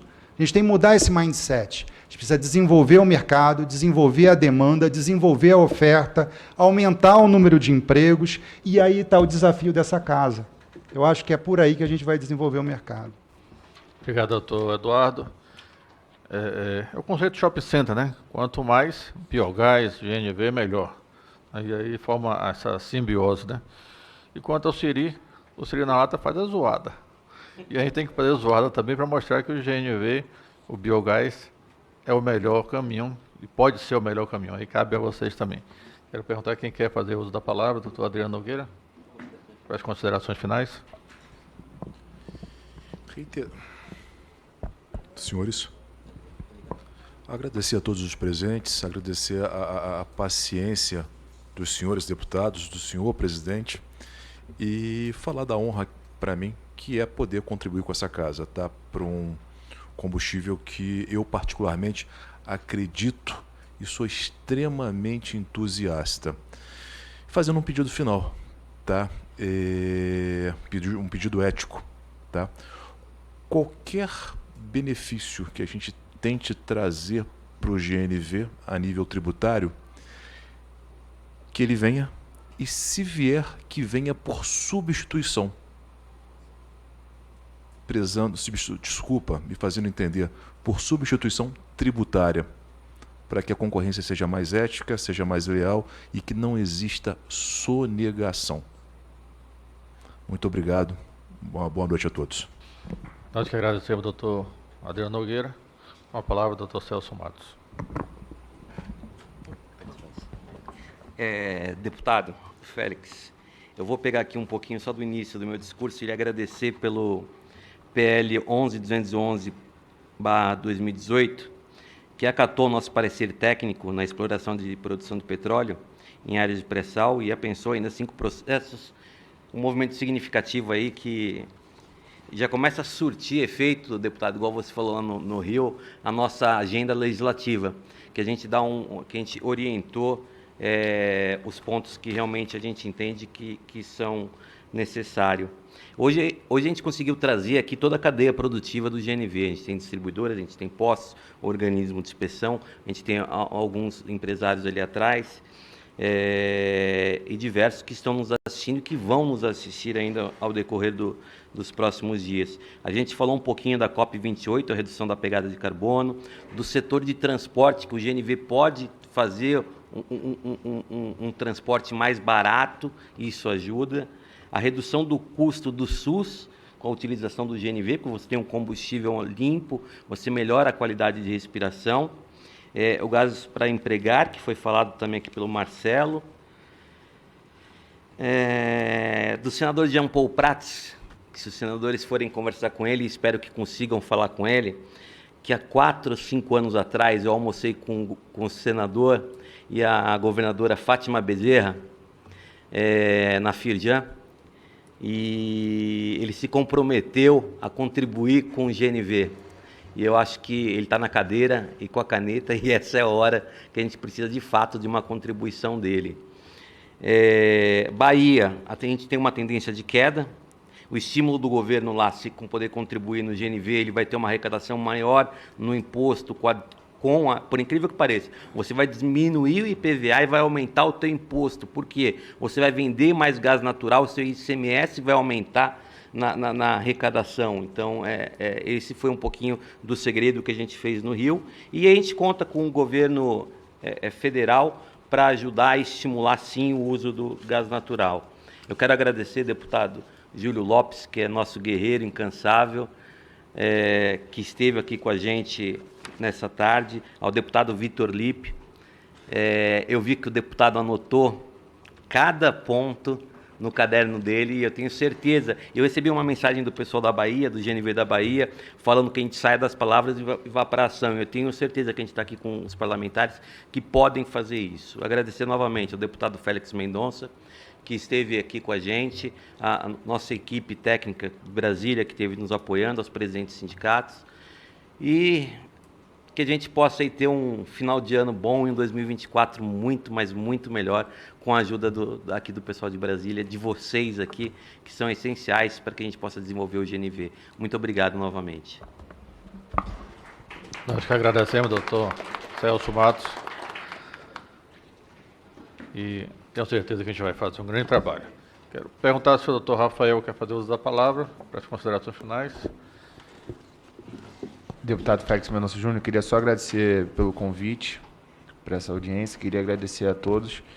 Espero que a gente tenha auxiliado aos deputados com as informações mais concisas, mais precisas possíveis. E temos certeza que a gente vai contar com a colaboração de vocês para a gente fomentar, entender essa importância do GNV, tanto da questão ambiental quanto da questão social. Eu tenho certeza que os parlamentares dessa casa vão conseguir auxiliar muito a fomentar, que a gente está fomentando no nosso país. Obrigado. Vamos tentar. Doutora Renata, quer fazer as considerações finais? Oi, sim. Acho só reforçar a fala do Celso do começo, de que é o combustível do presente, né? A gente está falando de transição energética, mas acaba que está ficando fora da pauta muito a questão do que a gente pode fazer hoje, né? Hoje a gente já tem a GNV aí, aos poucos a gente pode incluir o biometano nessa, como o Marcelo falou, é um novo mercado, a gente vai ampliar o uso de GNV, né? A gente vai ampliar a utilização desse combustível, e com isso a gente vai conseguir descarbonizar o Brasil, vai conseguir trazer um combustível mais barato para os consumidores do que as alternativas que existem hoje. E, enfim, e só para, obviamente, aqui fazendo o meu pitch, que você estimular o mercado de biometano, você vai conseguir levar o GNV para lugares que hoje ele não alcança, né? Então, é uma grande oportunidade que a gente tem aí, e a Biogás está à disposição aí do Congresso, da Câmara, para contribuir com o setor. Agradeço aí os deputados novamente por essa oportunidade, e a todos os colegas desse painel que participaram, a quem todos eu admiro muito. Nós que agradecemos a todos vocês e a senhora doutora Renata. Antes de finalizar o trabalho, quero agradecer a presença de todos e agradecer especialmente ao deputado Júlio Lopes e ao deputado Vitor Lippe. E nada mais a pena a tratar, encerra os trabalhos, convocando os senhores membros para a reunião deliberativa extraordinária a ser realizada amanhã, quarta-feira, dia 20 de dezembro, às 10 horas, no plenário 5. Está encerrada a audiência pública. Muito obrigado a todos.